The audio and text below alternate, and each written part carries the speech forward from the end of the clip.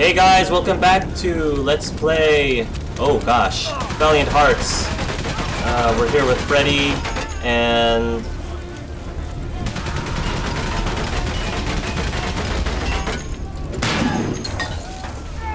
Okay. There we go.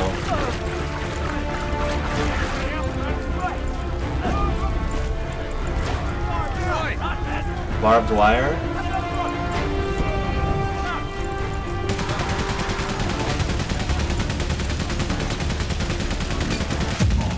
Oh, jeez. Alright, I have to be careful with this.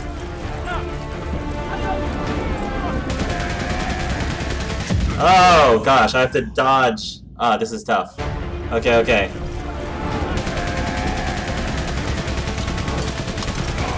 Run! Hit that! Oh, okay, okay. Then I have to Alright. I'm doing such a horrible job. I'm sorry, Freddie. Sorry. No, I don't want to do that. Because I want to... my hand keeps hitting the thing.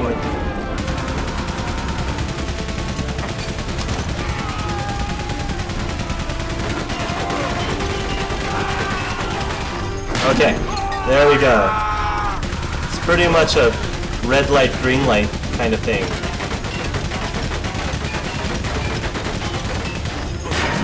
There we go. Onward! TNT. Oh.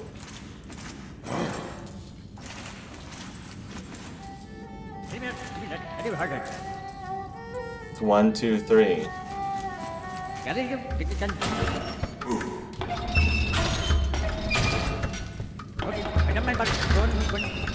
2, 3, 2. Oh.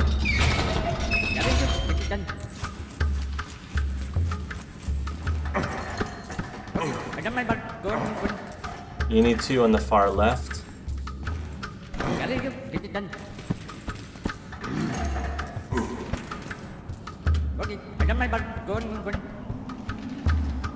Okay.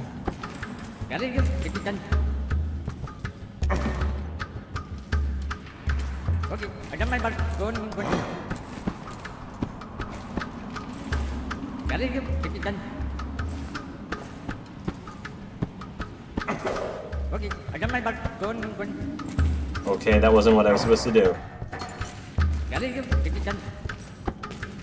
3, 2.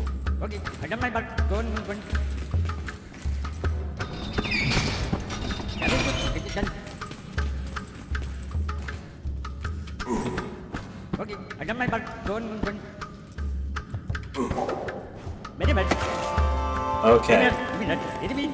Got it. That one needs 3.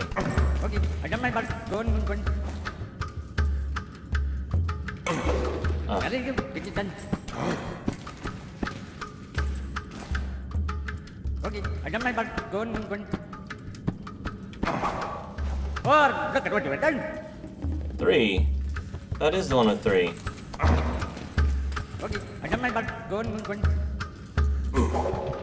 Oh, 3. You said 3. 3. Is that with 4? Oh, that's with 4. This is the one with 3. Okay, it was hard to see how many there actually was in these things. Alright, and then I need 2 for the last one.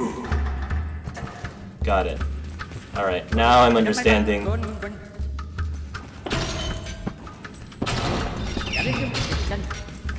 2.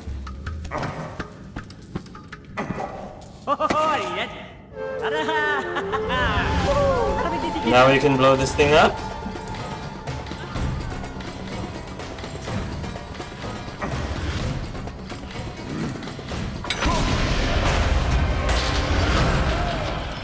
Oh, well, impressive. Pinpoint accuracy there. A sword. The Kukuri knife. The Kukuri knife was used by the Gurkhas, the British unit comprised of colonial Indian troops. This Nepalese weapon was standard issue and became a symbol of the Empire forces. Its heavy, thick, and curved blade was designed for striking as well as cutting. Valiant Stories Contest Memorabilia. Lace titer made by Corporal Lucien Dufourmontel, great-grandfather of Benoit Thiedres, and from a melted-down cartridge case. Lucien served as an electrician in the searchlight division, whose men was to illuminate enemy positions. Many thanks and congratulations to our winner, Benoit. Crucifix. The majority of soldiers believed in God, and some wore symbols of the religion. War officers had to make provisions for different religions, and a variety of religious ceremonies was performed at the front by different faiths. Oh, that's really inclusive. Priests, vicars, and rabbis offered succor and compassion to soldiers. Muslim soldiers from colonies were organized into separate battalions for practical reasons, and their beliefs were also respected. Halal food was provided as well as Muslim funeral services. Oh, that's really nice. Photo frame. Even though photography was not widespread, many soldiers had their photos taken before setting out for war. That's kind of smart, actually. Professional prints were developed in photo paper and applied to a hard backing to prevent tearing. Some photos were directly printed as postcards, especially group conscript photos. Oh, that's cool. So, one thing that I was curious about is, I think it was German Kiwi Gal who said that a game like this where it deals with the World War is kind of weird coming from a person from Germany, considering, you know, history is interesting in that the stories that they tell about historical events are different based on whose side, I guess, you're hearing the history from. And of course, for something like World War, I'm very curious how people from, you know, Germany, for example, what their thoughts are on games like this, about, you know, games where the Germans are not necessarily painted in a positive light, but, you know, how much of the emphasis on the game is more factual. I mean, it seems like they tend to show a lot of factual information that is objective, which I think is very important, because it can be very easy for history to be told in a very subjective way, especially when it comes to things like World War I or World War II and things of that nature, because there tends to be a winning side and a losing side. I use the term winning side loosely because do people really win during a war? That can be argued. Such can be argued. When you hear about, you know, a lot of people, there's a saying that the good guys are always the people who just happen to be the winners when it comes to war. That's very, very interesting. So I am very curious about the points of view from people such as people from Germany, what their thoughts are about a game like this. Because us Americans, we definitely also have had our, even now, even currently, we're not a perfect country either. We've definitely made numerous mistakes. And I guess in American history books, do have a tendency to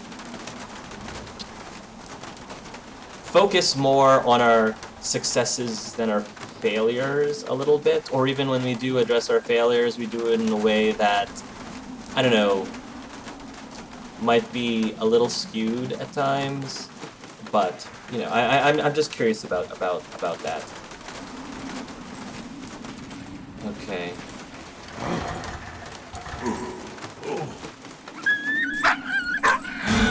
Oh! Oh! Oh my.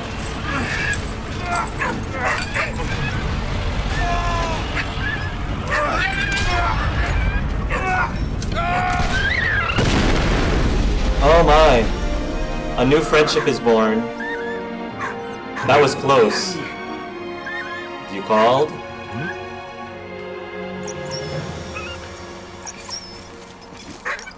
That was pretty cool, how these two paths. There we go. Aww. It's a good doggy.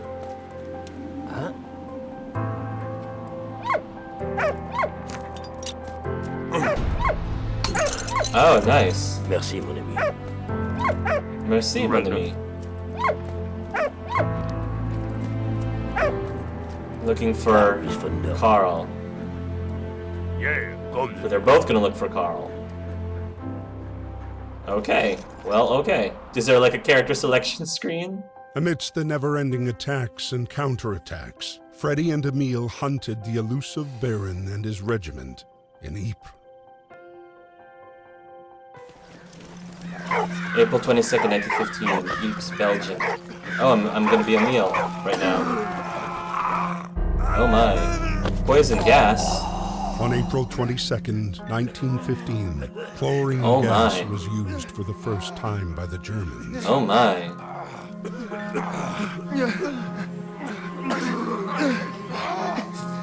The Battle of Pries. Pries was a key strategic town in Belgium, especially for the British. It was the gateway to the north and thus to Britain. Canadian troops were deployed in the front line, and they proved their endurance and dependability in combat to the Allies.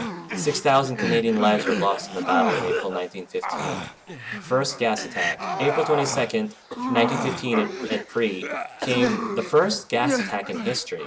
5,730 cylinders of chlorine were opened by the Germans in favorable winds. Chlorine gas caused burns of the eyes, skin, and lungs, even through clothes and rubber boots. The effects were devastating. The only defense found by the Canadians was to cover their noses with urine-soaked handkerchiefs? Oh my gosh, wow. I'm wondering what it is about urine-soaked handkerchiefs that protected them from the chemical warfare. Zeppelin bombardment. Zeppelins were invented in 1900 by the German Count von Zeppelin, but the first long-distance flights didn't take place until 1908. Zeppelins weren't much slower than the aircraft of the period and were first used in reconnaissance. They could also fly at higher altitudes, so from 1915 they were used to bomb civilians in London and Paris. The dogs of war. It is estimated that by 1918 the Germans had employed 30,000 dogs while the Allies employed 20,000. Dogs were recruited from dog pounds and the police force, while many families also enlisted their pets. I have no idea about this. Like, you learn something every day. That's what I love about this game. You constantly learn something about the war. And I have to admit, between World War I and World War II, I know far less about World War I. Dogs had a number of roles as sentries and scouts in postal liaison and equipment transport, in locating casualties and explosives, and as mascots. The main breeds deployed were German Shepherds, Doberman, Pinschers, and Boviers. Okay.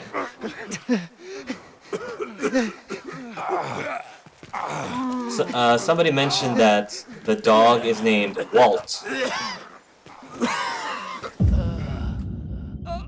Oh, I don't remember how to duck. How do I duck down?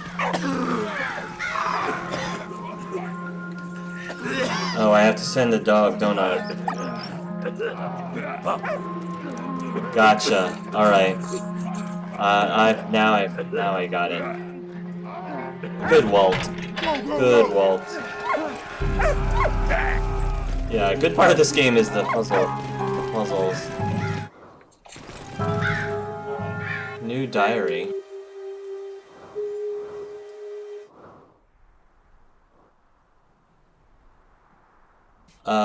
Here we go. On the march to Belgium, March 10th, 1915. On the march to Belgium, where this regiment is stationed, I'm not alone at least. I met a funny old French farmer guy, Emile.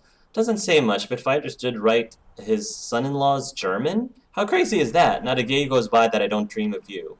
Huh. March 10th, 1915. At last I found Emile, just moments before the shells started flying.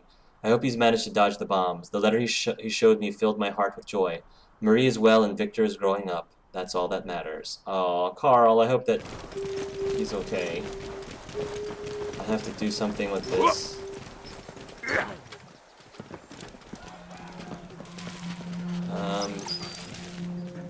Did you find something, boy? Oh. Right.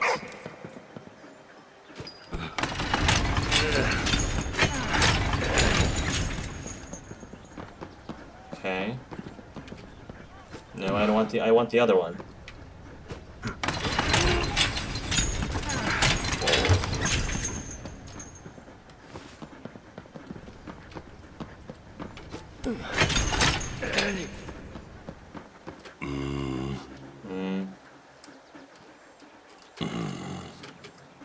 W? Oh, wait.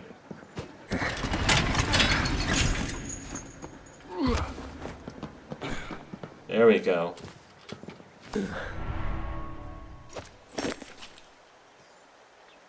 Canadian identification tag. At the start of the war, Canadian identification tags were formed by a large aluminum disc, which was because they were an emergency issue and had a unique shape. They were soon replaced by standard British tags, as were those of all British Empire forces.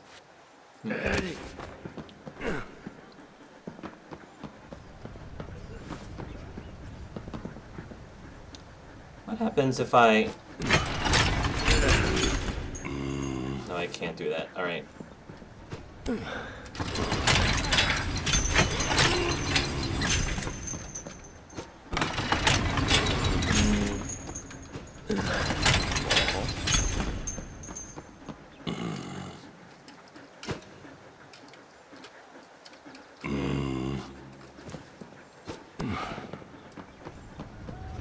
Can I dig here?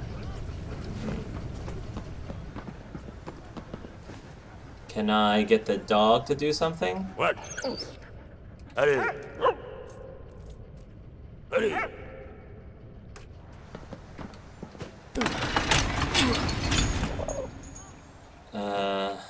Hint? Yeah, I got that part.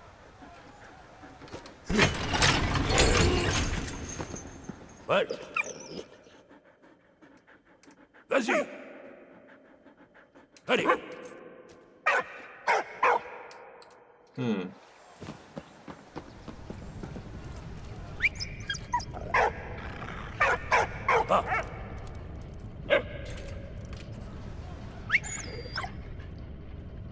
Two. Hurry, that's it.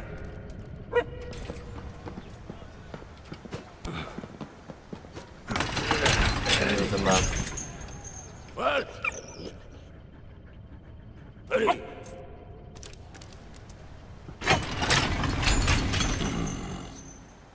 Oh, I get it. What? Smart one this dog is. Hurry, that's it.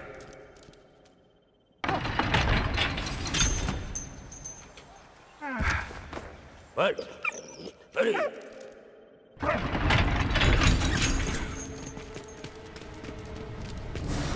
Oh my.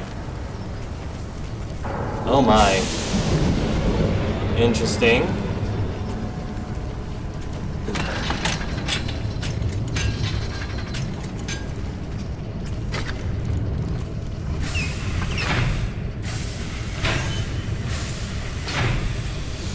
Oh.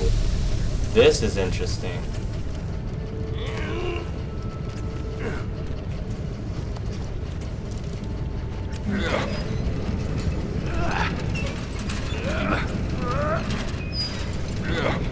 Put this in here.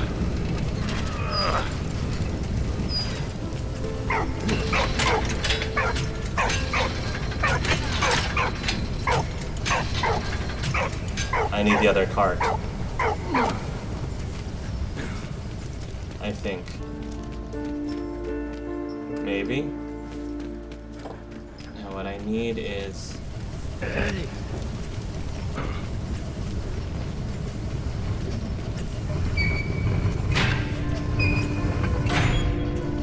that. That.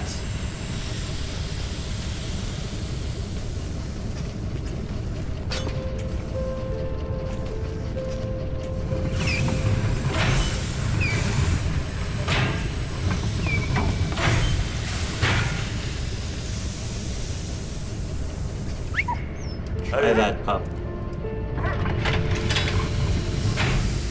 Oh. Oh.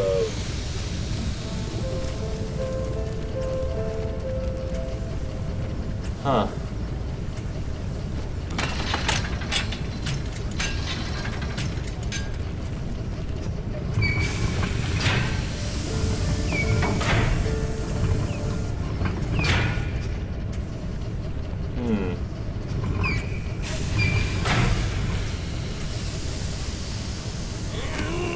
Alright, doggy, I'm gonna need your help. Walt.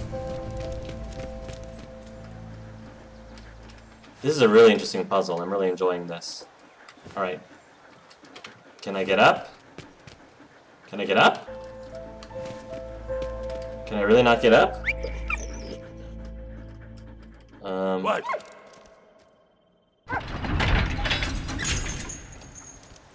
What? Fuzzy!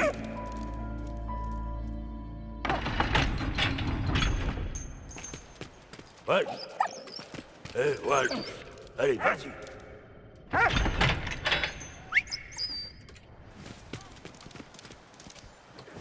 What? There's really nothing else you can do there? I think I might need a hint.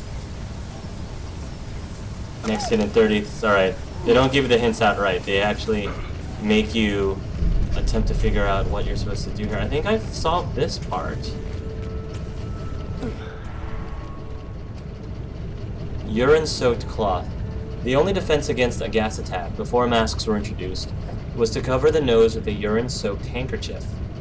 Urine reacts with chlorine directly in the handkerchief to form less noxious products, limiting the effects. It was not the most hygienic solution, but it was always better than a lung full of hydrochloric acid. That's true. Alright, so... there's all this poison gas.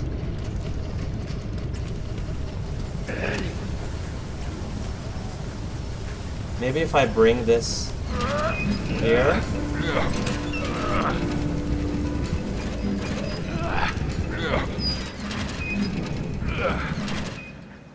What? Hurry! Hurry!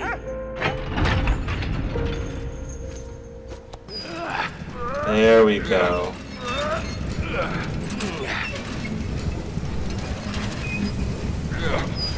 Now let's try this.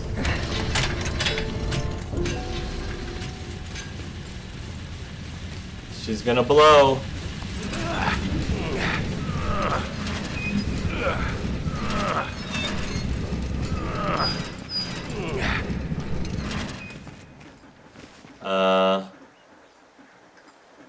What? What? There's nothing else for me to do there? What?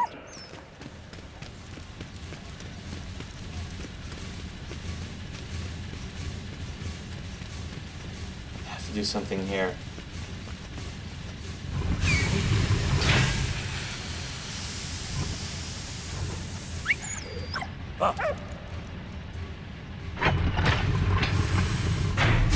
There we go. Oh my, Emile. Good job, Emile. Well done. That was a fun puzzle. I enjoyed that one immensely. Oh, Emile, good job. Hooray! That was really cool. Having the dog, like, with you, Walt, was super awesome. That was awesome. Oh, it's the Zeppelins. It's the Zeppelins. Run, Freddie, run! Ah!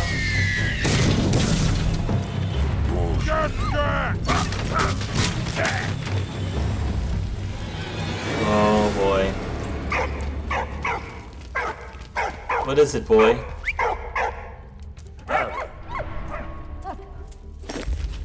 Oh, thank you, boy. Gas canister deployment strategy. Gas canister deployment strategies were simple, but they did depend on the weather, especially on winds. Gas use required a constant downwind towards enemy lines to avoid the gas returning to its sender. Any battle plans were therefore dependent on the weather forecasts. Huh.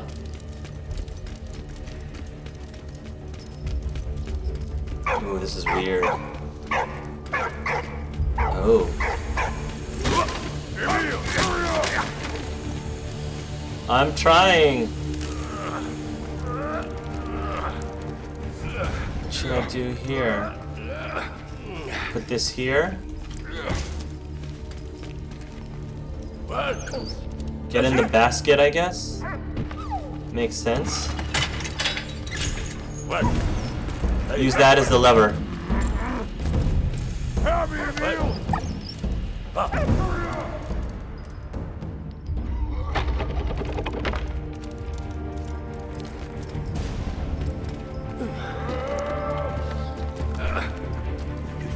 We need Freddie here.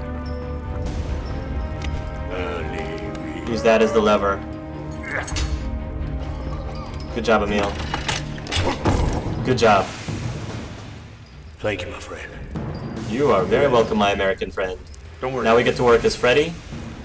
Ooh, I bet you we get to be Freddie now. Yeah, Freddie!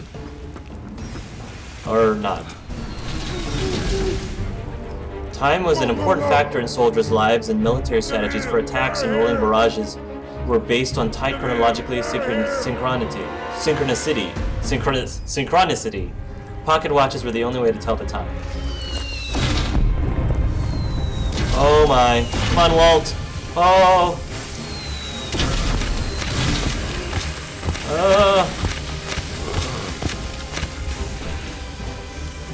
Oh my goodness. Whoa, look at that.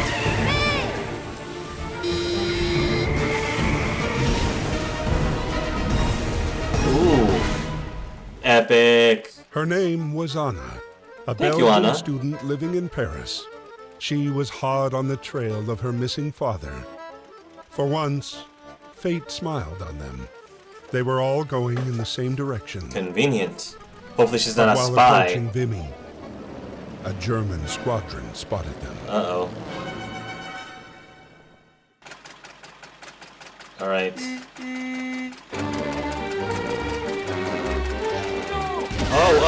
Oh my. I think I'm gonna have to end it here, guys. Thank you for watching, and until next time, love yourselves and love each other.